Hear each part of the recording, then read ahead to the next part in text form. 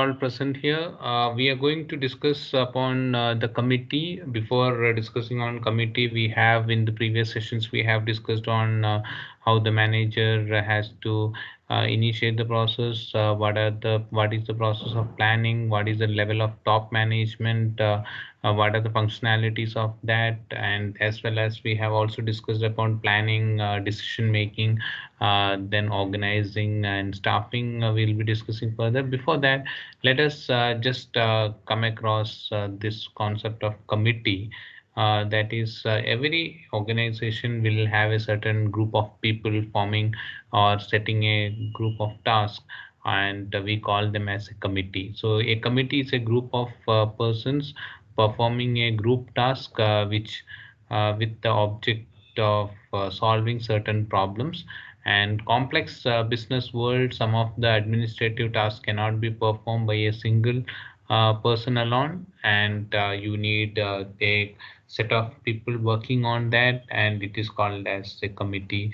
And a committee is formed to understand the process and whether any modifications or decision making also will be taking care when you have set of people working on a certain desired task. So such situations may call for two or more people to perform such tasks. Then committee is a group of people pulled to carry out defined objectives. So you will have a defined objective, and you have to solve that by understanding what are the problems faced and what are the outcome, what are the things has to be carried out.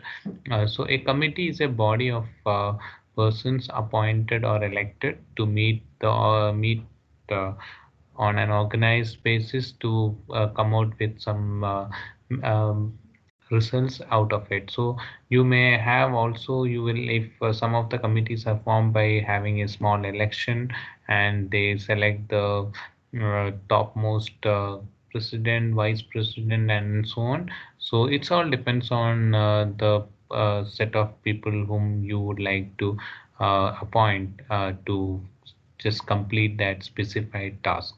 So the area of operation of the committee is determined by its construction, and some of the principles are there which you have to just keep it in your mind when you are coming out with a committee of individuals.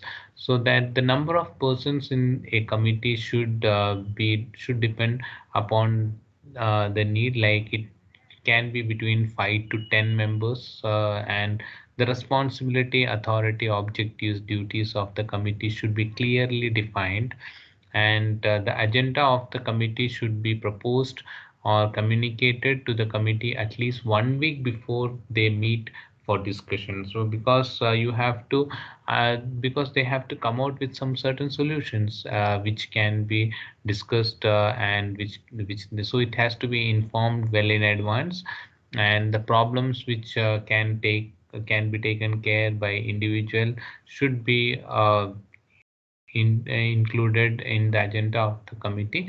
And committee meetings should begin and end on a prefixed timing, like you can say that it should be between 9 to 10, or so a specific time frame has to be there.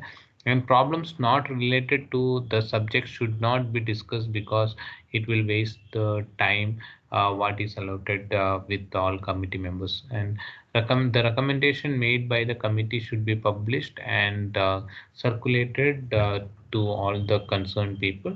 And committee should be sh- so they have to take appropriate action, and based on the recommendations and all those things, whatever it is needed to come out with a proper decision has to be fulfilled. The committee must be dissolved after its purpose. So that is what. So sometimes some committees will be formed for a specific task, and once the task is accomplished, then there is no need of that committee to function further.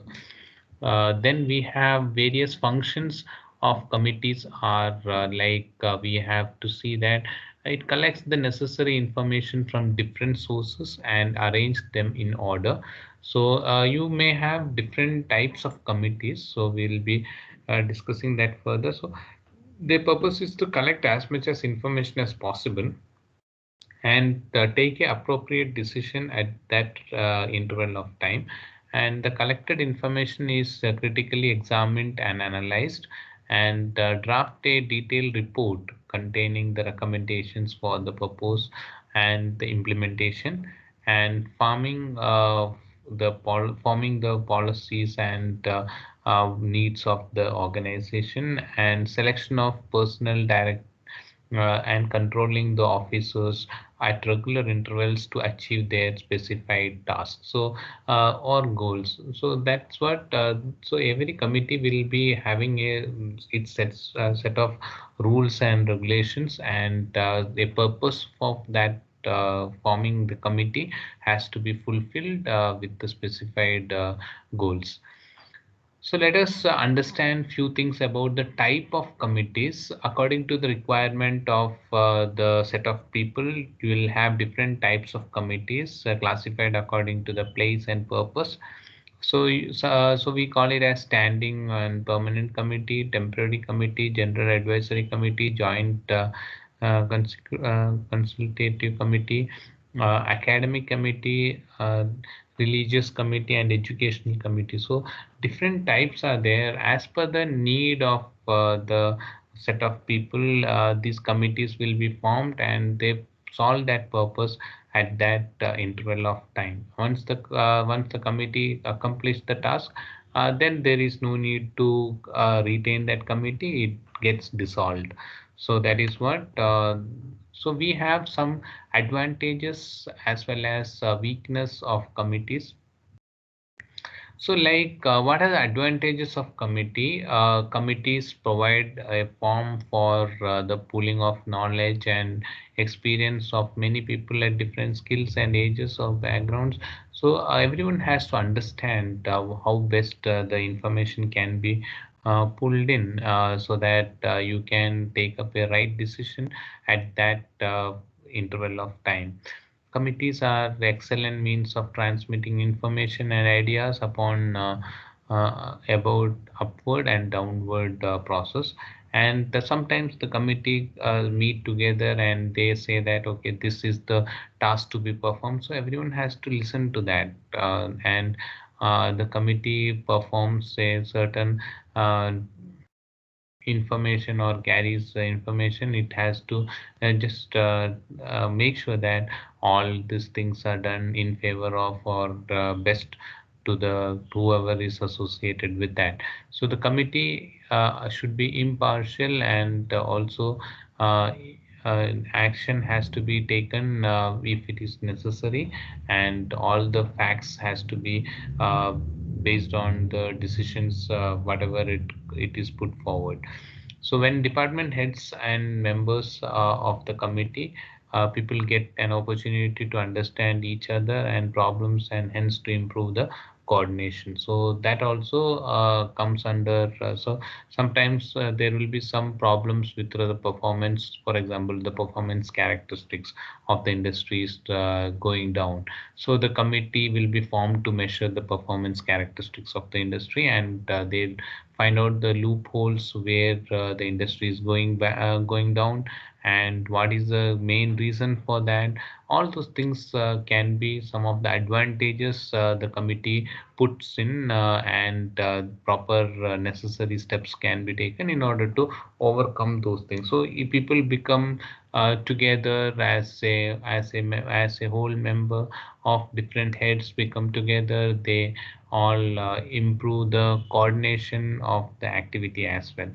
So there are, for everything there will be some weakness as well as part of that. Committees also have some certain weakness, like in case of wrong decisions is taken by committee, no one is held responsible. That's the one major problem which the committee usually we can call it as a weakness. See, if certain good decisions are taken, there is no issues, but if a wrong decision is taken, nobody will be held responsible for that, and everyone will say that it is the decision by the committee. So committee will be not responsible for wrong decisions. That is one major drawback. And the committee delay actions. So sometimes the discussion goes on beyond a certain limit, and they don't come out with a proper solution. Committees are expensive and for the organization. So sometimes no, call even people from abroad, outside the organization as well, to come out with a specific outcome. So decisions are generally arrived at on the basis of the on what is the best means if you have a, it's not compulsory that always the decisions comes out of the committee has to be the best decision.